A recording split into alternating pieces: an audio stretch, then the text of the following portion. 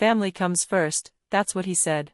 My name is Anna, and for 8 years, I built a life I was proud of in Boston. I worked as an ICU nurse at one of the top hospitals in the city. I had close friends, a cozy apartment that looked out over the harbor, and a daily routine that gave me purpose and peace. At 33, I finally felt like I belonged.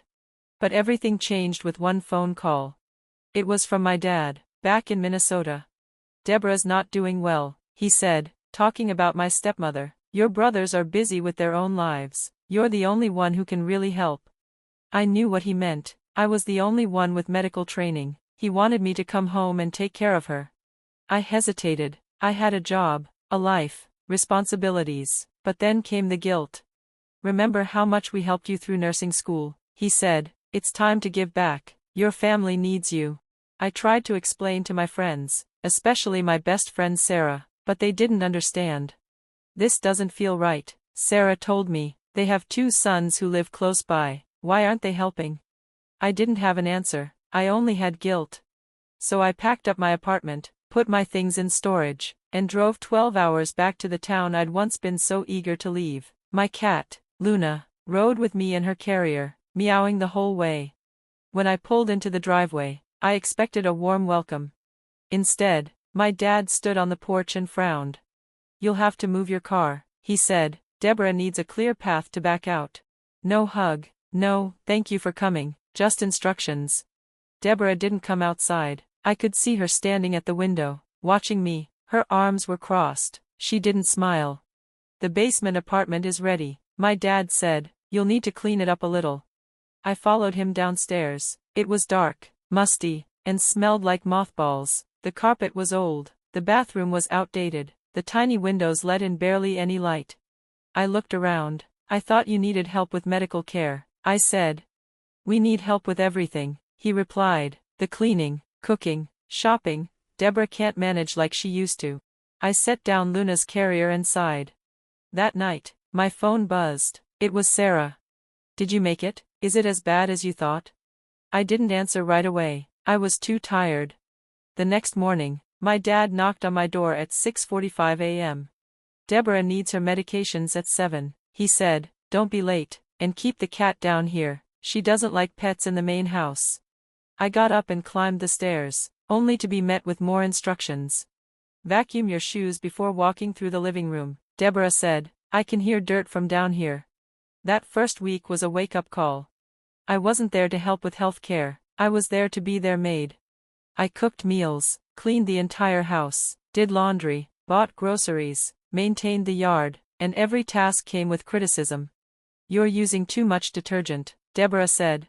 "You fold towels the wrong way. No wonder you're still single. You don't know how to keep a house."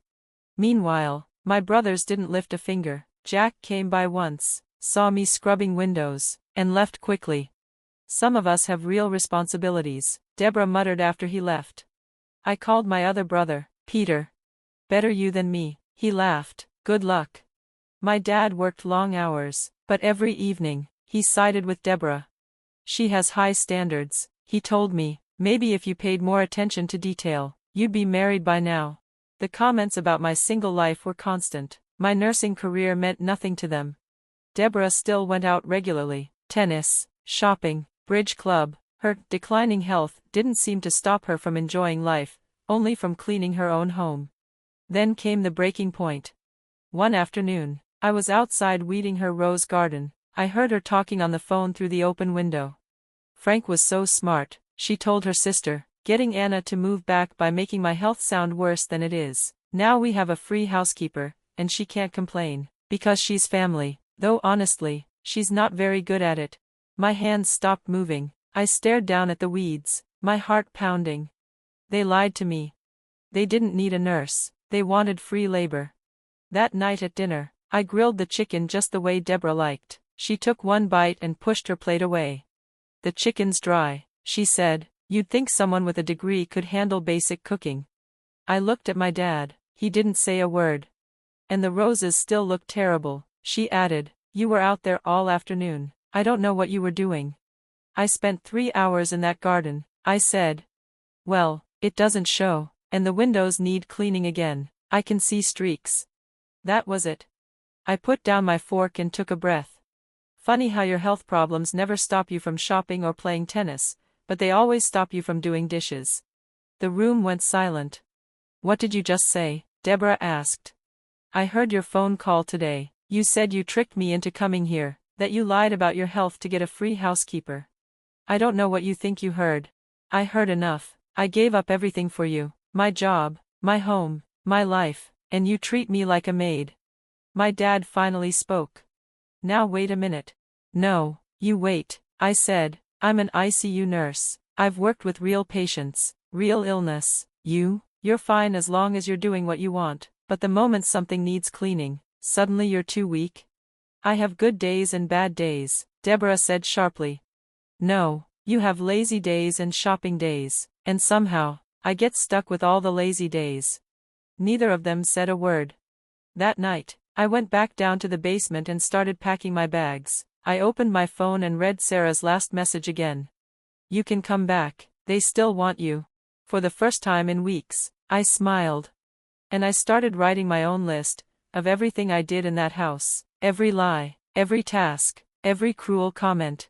Because this story wasn't going to end the way they planned.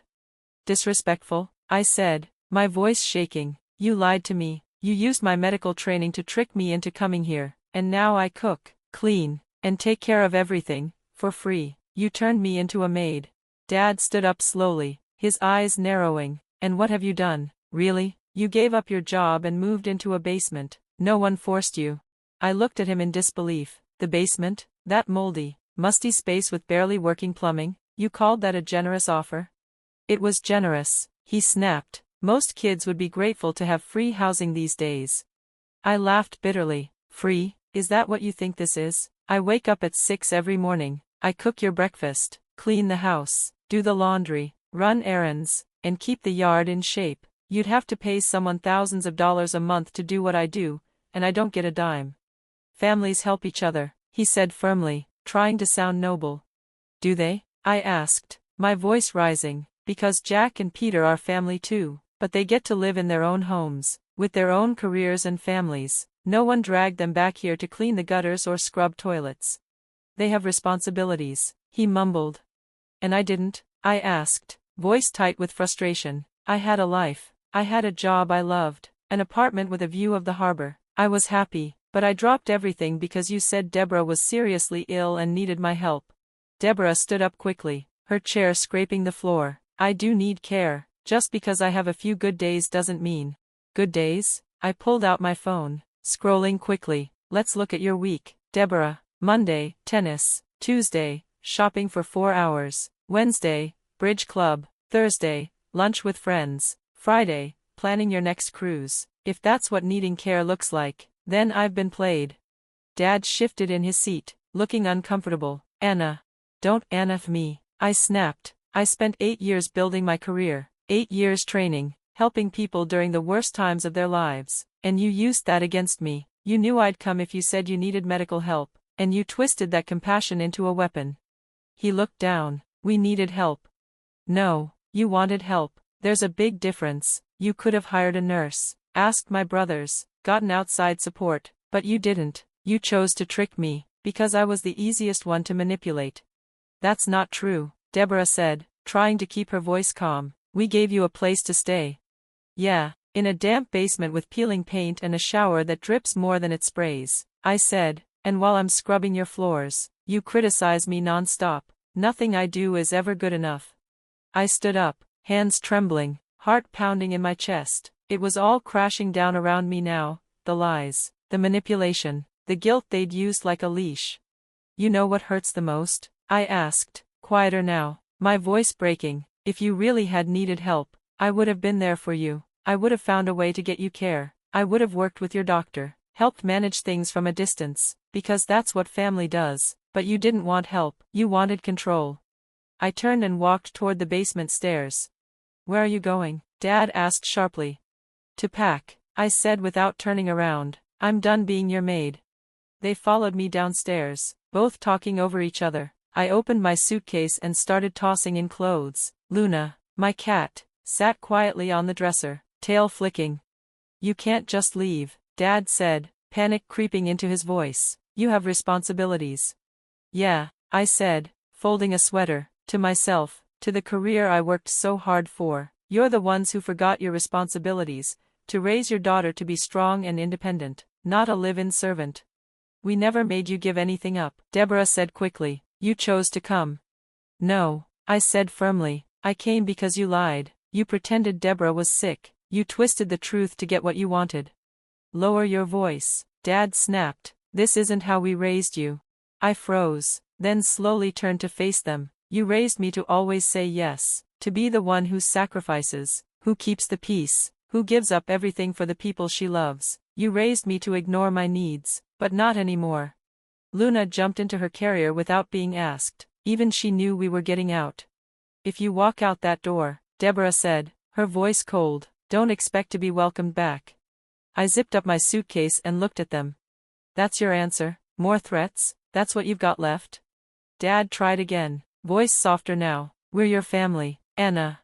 No, I said quietly, you're people who took advantage of my kindness. You used my profession, my heart, to trap me. That's not love, that's exploitation. You're being dramatic, Deborah muttered. Frank, say something.